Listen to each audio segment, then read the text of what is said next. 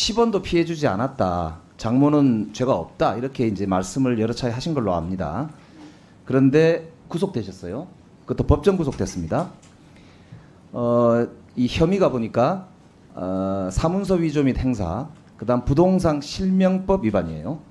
아까 한동훈 장관께서 이제 수사를 하려면 근거가 필요하다 그러셨는데 한번 보시죠.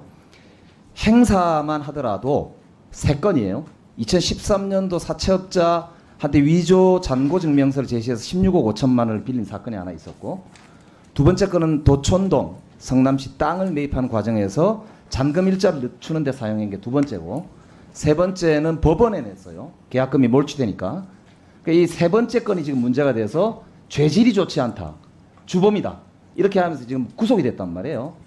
근데 정작 더 큰 문제는 뭐냐면은, 첫 번째 2013년 사채업자에게 위조 잔고 증명서 제시한 이 건에서 이거는 사기에 해당합니다. 16억 5천만 원이면 특경법상 가중처벌 돼서 3년 이상의 형이 나와야 되는 걸로 되어 있습니다. 근데 사기죄를 적용을 안 했어요. 검찰이 기소하지 않았습니다. 두 번째 건도 마찬가지 사기예요. 기소하지 않았습니다. 그리고 세 번째 것도 마찬가지인데, 이거를 보면 저는 수사팀이 직권남용을 했다고 보고, 이 재판부에서도 이 건에 대해서 도저히 이 의문이 있다. 이걸 왜 최은순을 기소 대상에서 아예 제외한 것은 의문이다라고 하는 1심 재판부가 21년도인가요? 판결하면서 말한 게 있는데, 검찰의 성명을 요구했는데 아직 검찰이 성명하지 않았습니다. 2년간. 그래서 우선 묻습니다. 이거 그 수사팀에 대해서 감찰해야 되지 않나요? 법무부에서? 위원님, 이 사안은 감찰해야 되지 않나요? 공적 영역과 무관한 사인의 사건인데요. 여기서 법무장관은 내용을 알지 못하게. 둘째, 모릅니까? 제가 어떻게 알겠습니까, 내용을? 재판 진행되는 상황에 이렇게 대해서. 유명한 이 사안에 대해서 장관께서 모르신다. 자, 그리고 특히 이 사안을 기소한 것은 추미애 장관 당시에 구성된 팀입니다. 당시에 총장 윤석열 총장은 배제돼 있었고요. 총장이 윤석열 총장이 마지막에 수사 지휘를 배제했죠. 배제했다 하더라도 그 당시 한동훈 장관께서도 몸담았던 그 검찰 조직에 여러 사람들이 함께 있었지 않습니까? 저 좌천돼 있을 텐데. 어쨌든 그때는 그때인데 지금 그러면 인지하시면 지금 감찰해야 되는 거 아닙니까? 의원님이 말씀하신 가정적 사실관계를 가지고 제가 말씀드릴 건 아니고요. 제가 이 사안에 대해서 특별히 더 말씀드릴 것은 없고, 사법 시스템에 따라서 선고가 된 겁니다. 예, 그러니까 기소에서 제외했던 이 내용이 문제 없다는 입장입니까? 아니, 위원님의 판단이 정확한지 아닌지 제가 모르는데 거기서 예스와 노와 답을 어떻게 하겠어요? 법무부 장관으로서 검사 출신으로서 이 사건이 이게 기소되지 아니한 사기죄를 적용하지 아니한 것에 대해서 지금 법리적으로 문제 없다는 판단이신가요?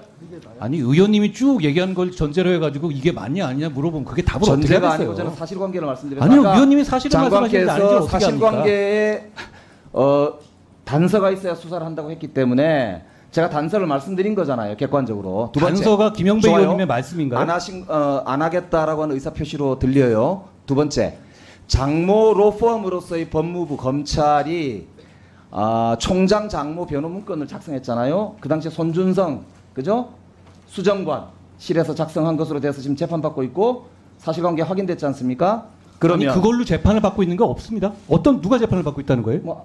지금 재판 손준성 재판 진행 중인 거 아닌가요? 손준성 검사가 이 건 말고 다른 건으로 재판 받고 있는데, 아니, 다른 건 얘기를 왜 이걸 섞어서 같이 하세요? 작성했다는 게 확인된 거잖아요. 그러면 이 문제에 대해서 이게 사실상 여기에 보면 장모 편을 들어가지고 안모 씨에 대해서는 사기꾼이라고 규정하면서 사실상 변호의 논리를 검찰이 만들어줬다라고 하는 거잖아요. 그러면 이것에 대해서도 감찰해야 되지 않나요? 그렇지 않고요, 위원님.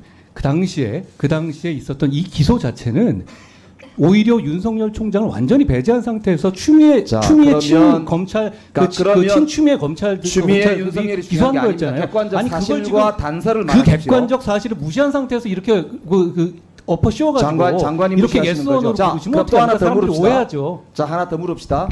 검찰은 350억 가량의 은행 잔고 증명서 위조한 사건에 대해서는 1년 6월을 구형했어요. 조국 장관에 대해서는 7년을 구형했잖아요. 그러니까 이런 것들이 사람들의 법 감정상 검찰이 자기 식구는 완전히 감싸고 혹은 완전히 자기들끼리 짬짬이 해가지고 법을 갖고 논다 이런 이제 평가를 받을 수밖에 없다라고 보입니다. 마지막으로 하나 지금 시간이 없으니까 여쭙겠습니다.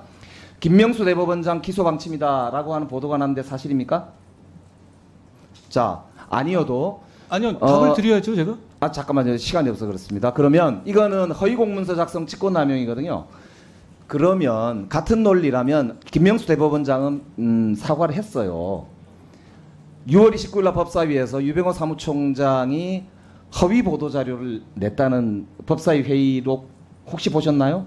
확인해 보시면 아는데 저는 처음 듣는 얘기입니다. 권익위에서 6월 7일 날 권익위의 공식 의견이 아니라고 통보를 했음에도 6월 15일 날 감사원이 허위 보도 자료를 냈다라고 하는 내용이거든요. 이거는 허위 공문서 작성이 되겠죠. 그다음에 최근에 감사원이 본의원실에 제출한 자료도 21년 하승수 변호사 정보공개 청구 받은 자료와 비교해 보면 두 건을 고의적으로 누락시켰다라고 하는 의심을 사고 있습니다. 이게 허위 자료죠.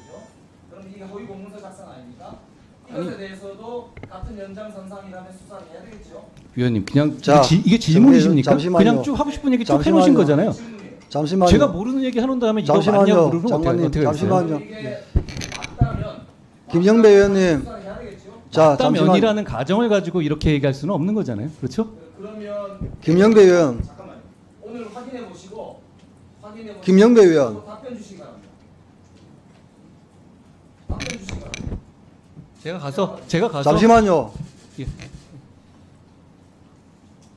관련돼서 지금 마지막 걸